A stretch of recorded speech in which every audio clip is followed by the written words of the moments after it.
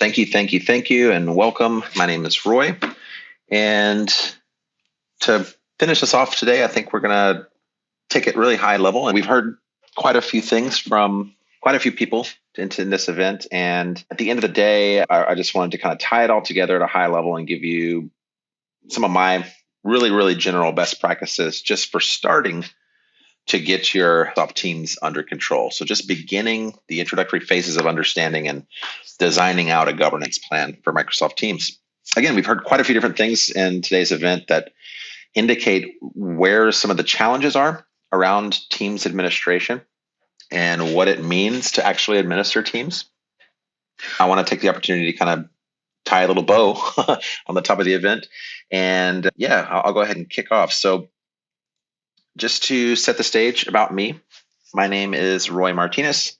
I'm what they call a solutions architect here at CoreView. That just means that I'm a technology specialist for the CoreView platform. That means I spend every waking moment of my days, in the tool, using the tool, figuring out good ways to map the tool's capabilities to the needs of our clients at CoreView. And I bring with me about 15 or 16 years of experience in this space. So in prior career tracks, I was focused on the migration space. So I spent a lot of time moving collaboration content all the way back to the days of SharePoint on-premises and, dare I say, WSS 3.0, if anyone remembers that. So before the cloud took off, all this stuff was managed manually. And I've been able to see this kind of collaboration space evolve over time. And it's been a really interesting journey. And I've worked in a variety of verticals. I've done installations and migration projects for military, legal, healthcare entities, banking entities, state and local government, as well as all the various commercial spaces that I've worked in. So hopefully some of the things that I've learned along the years and just seeing how different enterprises handle these topics will come to bear in the process of today's session. Again, this is going to be high level, and a lot of this probably won't be news to anyone, but it's never a bad idea to kind of review the basics and review the fundamentals of what it really means to do what we're trying to do. Because some things just never change, and governance is one of those. Teams. Everybody loves Teams. I absolutely love Teams, and for good reason. Teams has really changed the way we do business in the modern world. So I think this was proven over the last couple of years with COVID and all the very unique challenges that represented. It's no surprise that Teams has kind of become the de facto experience for, at least in the Microsoft realm, for enterprises worldwide to get their work done in a global landscape, in a modern landscape, with all of the wonderful telecommunication features and functionalities that Teams brings with it. Usually when I do presentations like this, I like to start with numbers. So I'll give us some fun numbers to look at. Now, these three numbers, I'm using a little bit of old data, but I mean, these topics are kind of stable. They don't change too much, but 270 million up top. So Microsoft Teams communications and collaboration platform itself topped the 270 million monthly active users in, I think it was December of 2021. So coming out of that whole COVID experience, we saw the numbers rise to numbers we hadn't seen before, right? So we're definitely at a point now where Teams is basically the de facto 500,000. That's the number of organizations that are using Microsoft Teams as their default messaging platform. And that's probably grown since the point that I got these statistics. Lots of, and I don't mean just like small to mid-size. I mean like enterprise organizations. Probably, a huge subset of that number are at the enterprise layer. As of a 2020 survey, so this is a little bit of the older data, but 32% of surveyed organizations listed controlling sprawl as the biggest challenge they faced whenever they were attempting to implement some sort of governance best practices for their Teams rollout. Now, again, that's as of 2020. Imagine how that number may have changed and grown over time with COVID and with some of the other challenges that represented themselves over the course of the last 2 years. So I guess, the only real point of all this information is Teams is growing, and it continues to grow. It has grown. The trajectory is changing And growing up and to the right, even as I speak, we have things now like the advent of the new shared channels. We have new modes of teams. So we have different team SKUs that we can buy to get even further enriched experiences. So yeah, there's more and more coming. Basically, as teams grows, which it will never stop growing, it seems, so then does the need to take control and set some governance best practices. Again, a lot of what we've seen today speaks to that. And now we've got, as I mentioned, Teams Premium is what it's called on the horizon. The need for proper governance is going to be even greater. So it's no surprise, Teams is basically, I kind of equate Teams to a little bit of an operating system, essentially. I mean, so much is done within Teams, and we'll talk a little bit more about that in a second, but so much is done with Teams that we can't really see it going anywhere. If anything, it's just going to get bigger. So let's govern it. But what do I mean when I say governance? What is governance anyway?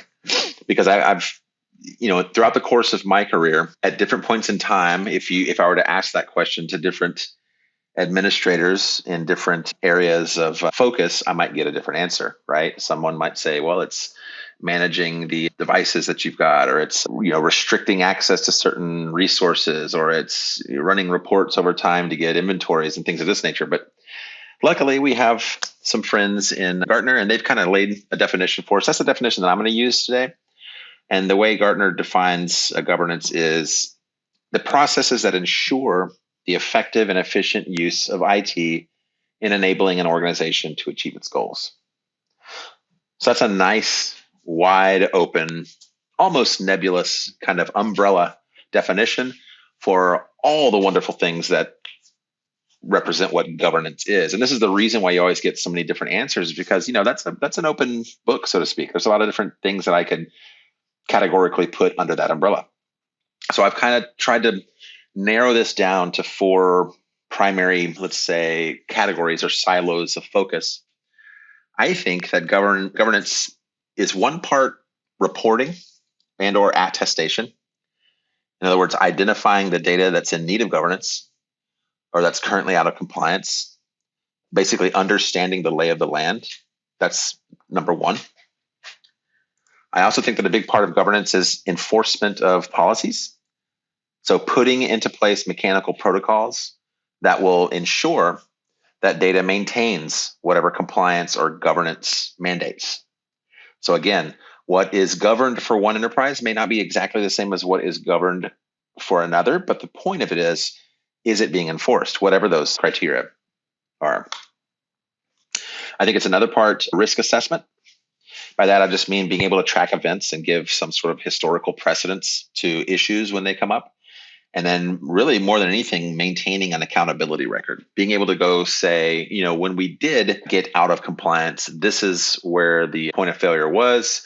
This is the specific issue that needs to be addressed. This is where I need to focus my efforts to righting the ship. And then one last piece, and I think this is a big one, and I think it's, at least in my experience, the one that's most often overlooked or kind of basically brushed under the rug, but communication. Making sure that our workforce knows and is informed and educated and enabled as to what our enterprise governance best practices toward governance are. What does it mean to be governed?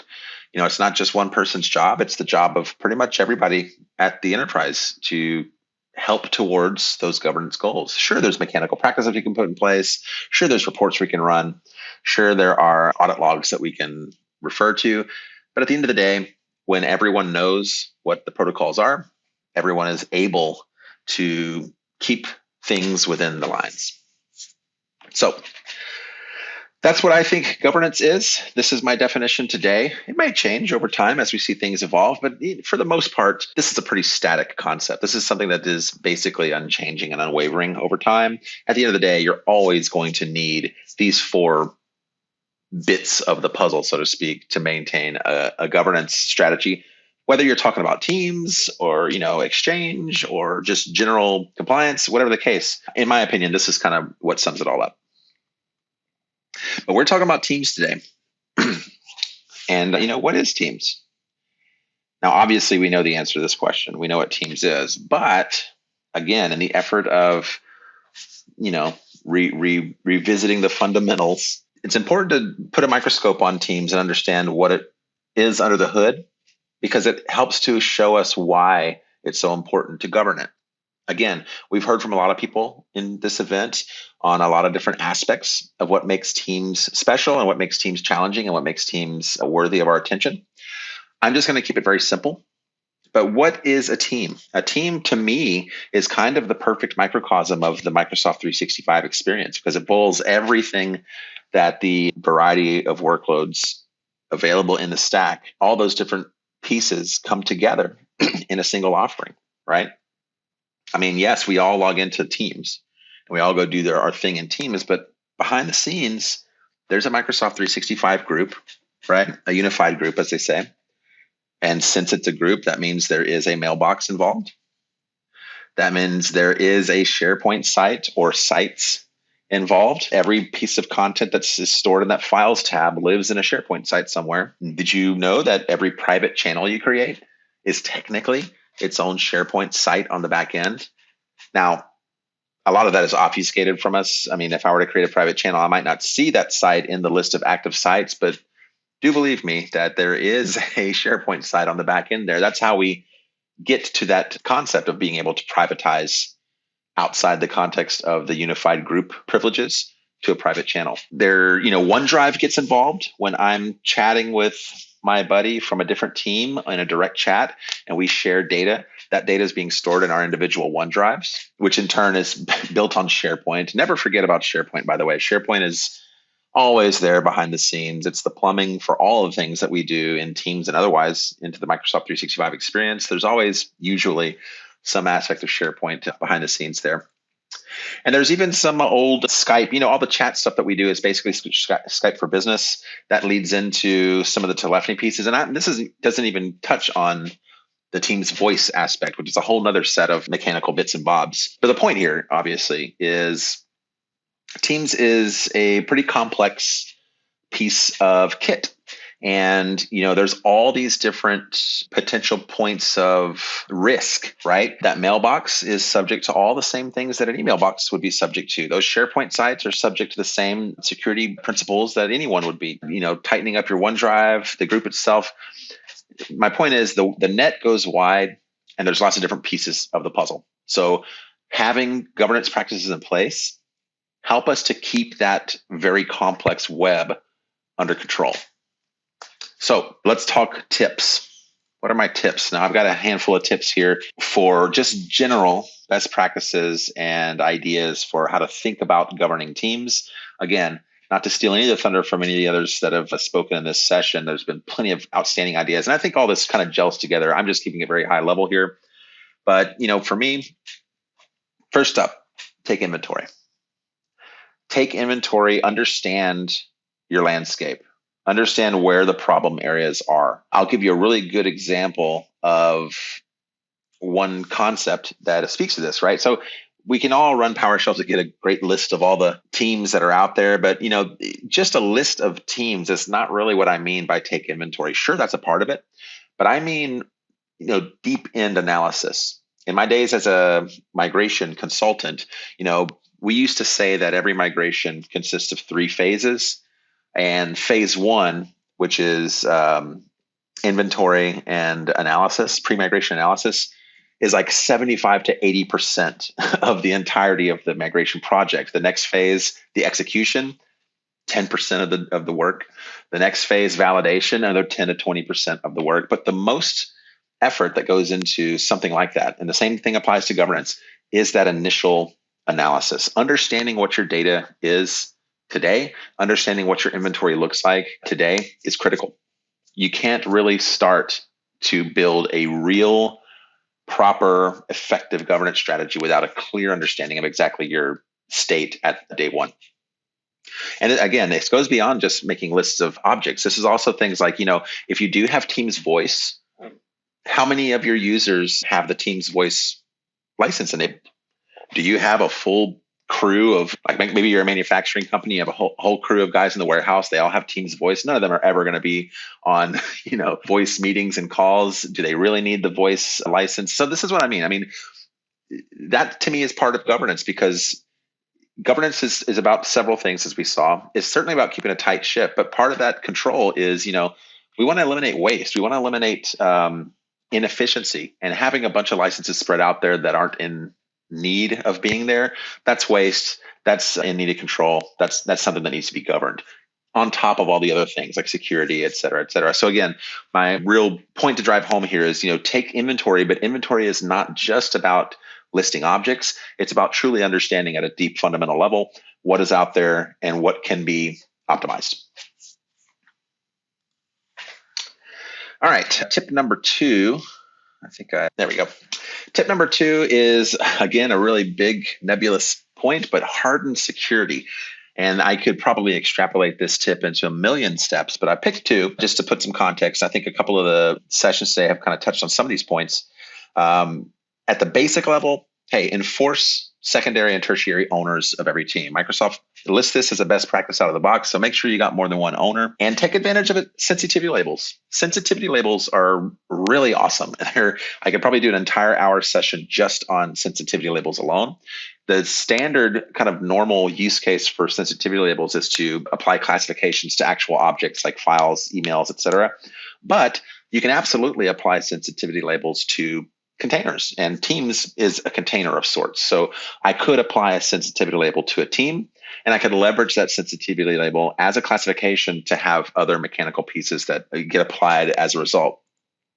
So obviously on the owner's side, it's a very simple thing. Just make sure you've got more than one owner. As you're taking inventory, keep track of, how many teams are out there that are ownerless or headless. How many teams are out there that have channels with no owners, but there's owner at the team level. So all these different things matter, because every headless team is not only a wasted object sitting on a shelf, but it's also a potential security risk, because if I don't have access to it, who does? And when we talk about guest users later, that all that stuff starts to bubble up.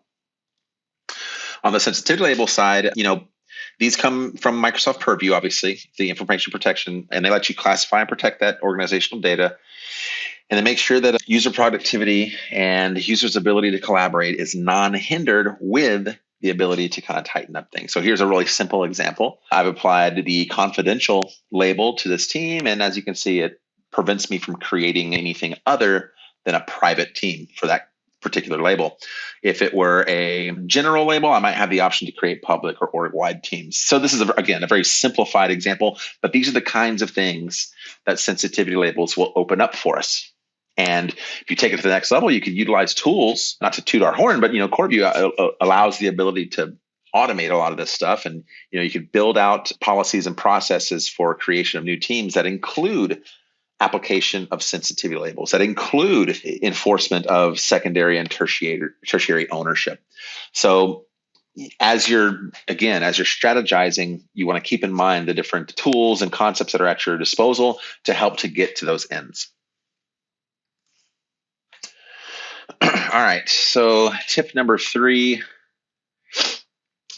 continuous compliance. This means things like attestation. This is a direct route to the concept of controlling what we call team sprawl. Now, team sprawl is one of those buzz terms, and it's probably less of a big deal to most people these days. But when you're at the enterprise level, and every single, you've got guest users, you've got external workforce and resources working with your data, out of control teams is not a good option. It's just not something that you can have on your plate. So controlling sprawl is critical.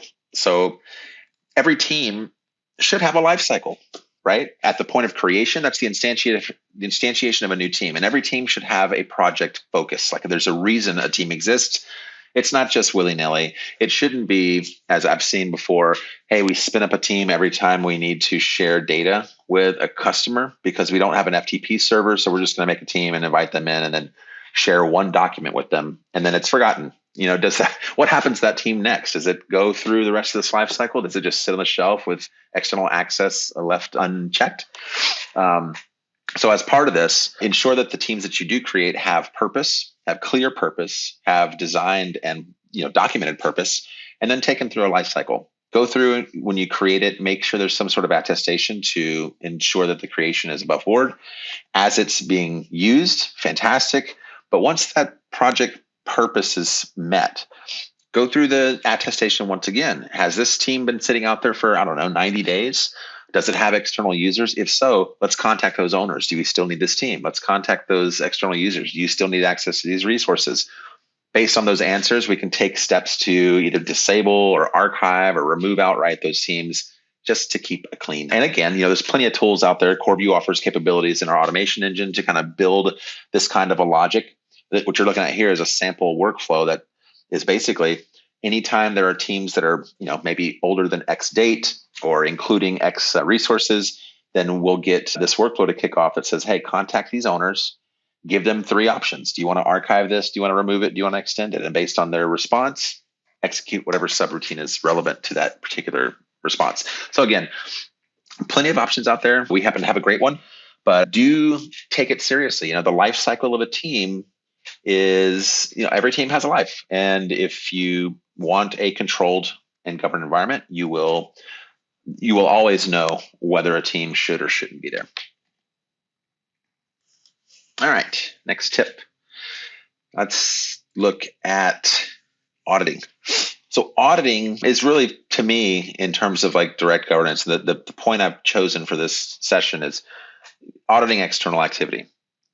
Certainly, we have the need at the enterprise level, especially, to work with external resources, to work with guest users. And, I could absolutely go into the native admin center today, to the audit logs, and generate a query and learn, who's doing what against what teams. That's easy to do. It's a little bit time consuming. It's not ideal. I mean, we're happy that we have those options. But again, there are tools out there that can make this a little bit easier. Unified audit logging is a wonderful concept. CoreView offers some capabilities around that. And but the point here is, you want to be able to, again, that accountability record that I mentioned, that ability to track and enforce, when things changed, why did they happen? If we get out of compliance for whatever reason, let's be able to go identify exactly how and why that happened. Exactly if who is important, exactly who breached. If there's, in the case of a security breach, obviously this is a no-brainer stuff, but, auditing goes beyond just, how should I say, like it should be proactive. It's not only reactive, right? We don't just audit at the end of the year. You know what I mean? We don't just audit when there's a security breach. If that's the case, I'm afraid to say you're doing it wrong. Auditing should be a constant process, something that is, it's part of your attestation strategy. It's part of your process design. You have to have auditing capabilities at your disposal so that you can ensure not only reactively, but also proactively that things are occurring. CoreView has some really cool capabilities to create audit event triggered automations. So for instance, if, resource A accesses sensitive content on team Y, then generate this automation to inform someone, check with management, maybe revoke access to that external resource, whatever the case may be. But these kinds of things are the kind of tools that will really take you to the next level in terms of ensuring, on the security side of things, that things are tight and under control. There's also a really cool thing that we just rolled out at CoreView called playbooks. And playbooks are basically a way to take all these concepts we've been talking about in this event today, whether it's, inventory, whether it's enforcing owners, whether it's, setting up audit situations, setting up, all these things we've been talking about. Playbooks kind of tries to put all that into a single pane of glass so that you can kind of deploy this playbook to my team's rollout to enforce these best practices that we've defined as our KPI goals, right? So it's a really cool thing. We might look at it in a second if we have time here.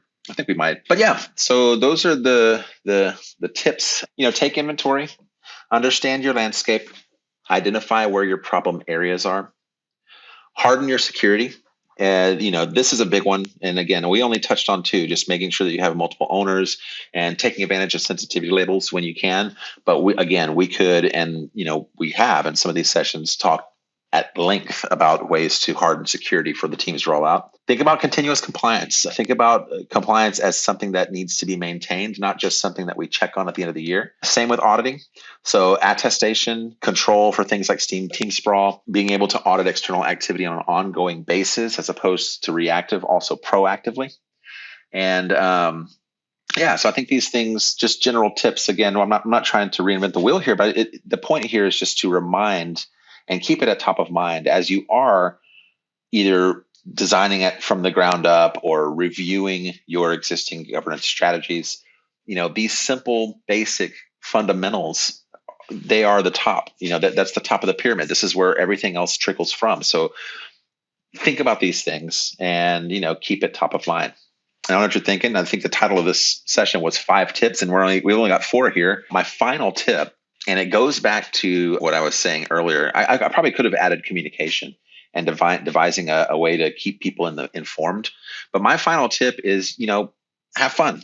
Have fun with this. I know that sounds insane to say have fun with something like governance, but there's no reason you have to, boil yourself down in a slog. With engineers like ourselves, usually finding the solution to the problem is part of the excitement and the enjoyment of the job.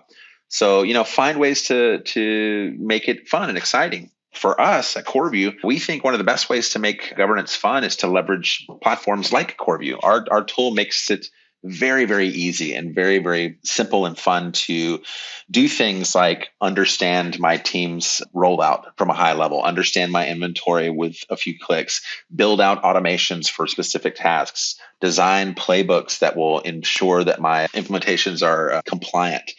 Things of this nature. Before I say thank you, in fact, since we do have the time, I'm going to jump over and let's just take a quick look at CoreView's playbooks. They're pretty cool. So we've gone to a live environment now. This is the CoreView interface, and I'm in the Teams Management playbook. Pardon me. And what's cool about this playbook, all the things that I've been talking about in terms of reporting, in terms of automation or attestation, and all these different things that we need to care about, can all be surfaced right here in this single dashboard. So what this playbook is doing is it's looking for things, and as you can see over here, looking for all the teams that are public.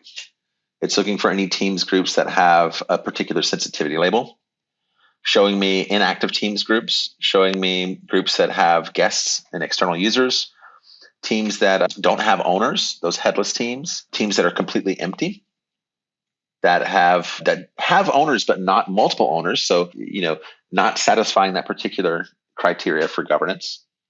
And look at this. Give me a report that shows inactive teams users that have audio conferencing license enabled. So again, ways to track this stuff, these KPIs. And what's really cool about it is I can also tie to those remediations. So if I find Teams users with audio conferencing, what do? Do I send a warning or information to someone? Do I shoot a workflow that does XYZ? Is there an acceptable threshold for the number of inactive audio conference licenses? Another good example would be, let's take a look at Teams groups without owners.